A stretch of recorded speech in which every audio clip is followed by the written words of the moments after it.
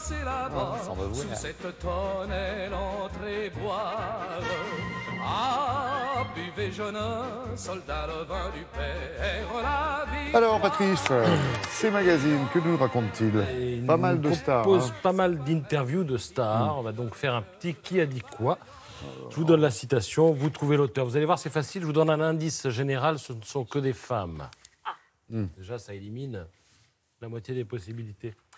Qui a dit? Une icône, moi? Vous êtes sérieux? Vous croyez que je marche sur l'eau? Comédienne, la plus française des actrices italiennes. Ah, Deux divorces au compteur, dont l'un avec Vincent Qui est Cassel. en photo, là, avec une robe rouge. Monica Bellucci. J'ai même pas besoin de tricher, finalement. On retrouvera cette semaine sur France 2 dans l'excellente série 10%, Merci, où elle joue son Philippe, à la propre réalisation. rôle. Je vois que Laurent craque sur la photo, il a de quoi. Hein. Non, Alors, pas la photo. Monica, elle respire la gentillesse. et puis il y a la Tour Eiffel, magnifique derrière. Oui, non, c'est bien. Alors, dans 10%, elle joue le rôle d'une diva qui est en quête d'un homme normal. Cela dit, il semble qu'elle l'ait trouvé dans la vie, puisque, dit-elle, et vous pouvez le lire avec moi, mon cœur n'est plus à prendre. Elle le dit dans le journal, donc je le dis aussi, 54 ans. On applaudit. Elle parle de drague dans l'interview. Elle dit, il y a des hommes qui me draguent. Si c'est gentiment fait, j'accepte. Mais parfois, ce sont des individus qui ont beaucoup de pouvoir et pensent que tout leur est permis. Et alors là, je ne me gêne pas pour le leur faire savoir. Et toc.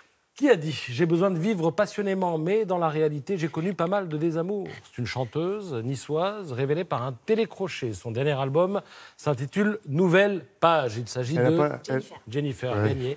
Elle pose ici à la mer de sable de Poligny avec de belles chaussures, talons de 12, dont je me demande si elle les a mis après être montée sur le rocher. Connaît tous les calibres. En tout cas... Voilà, et elle a pensé à tout arrêter, dit-elle dans l'interview. Pourquoi? Parce qu'après un de ses concerts, le véhicule de tournée avait percuté une voiture, l'accident avait fait 2 victimes, et puis aussi parce que son oncle a été assassiné en Corse. Alors bon, l'oncle était fiché au grand banditisme, il n'avait pas que des copains dans son entourage, mais ça l'a affecté. Un métier risqué. Voilà, et elle débutera néanmoins sa tournée en Corse, à Ajaccio, le 8 mars prochain. Qui a dit? À mes débuts dans le cinéma, j'ai souffert des mauvaises critiques, mais rassurez-vous, on guérit de ces choses-là. C'est une comédienne qui a commencé à la télé, belge, puis, ayant obtenu la nationalité française, abonnée aux comédies romantiques, et puis là, elle change de registre avec Un amour impossible. Tout le monde a deviné sur ce plateau. Il s'agit de Virginie Efira, film adapté du livre autobiographique de Christine Angot. Elle jouera par ailleurs une religieuse lesbienne dans Bernadetta, prochain film de Paul Verhoeven.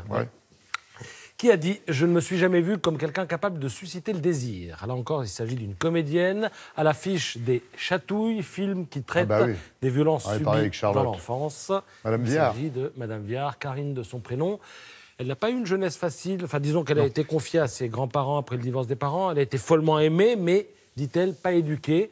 Alors, dans le film, elle joue une femme dont l'ami est un prédateur sexuel. Et elle n'a pris conscience, dit-elle, que récemment, avec l'affaire Weinstein, que les hommes pouvaient avoir des intentions mauvaises, être des prédateurs. Quand j'ai pu subir des agressions sexuelles, je me suis interrogée, n'avais-je pas envoyé de mauvais signaux? Je reviens de loin, dit-elle. Il m'est arrivé d'accepter de passer à la casserole plutôt que de me rebeller. Et ensuite, enfin, qui a dit « Ce que j'aime, c'est empoisonner le quotidien avec du fantastique. Le processus est un peu magique. » Il s'agit d'une comédienne à la longue carrière. Sa fille est actrice, elle s'appelle Eva Green. La comédienne a des petites taches de rousseur. Marlène Jobert, effectivement. Alors, on ne la voit plus à l'écran, mais on l'entend. En tout cas, on peut l'entendre, puisqu'elle écrit et interprète des contes pour enfants qui sont magnifiques. La collection est chez Glénat Jeunesse. Vous avez un livre, un CD. Et le dernier né de cette série, c'est Les sorcières de la rue des Tempêtes. Voilà. Ding, ding, dong.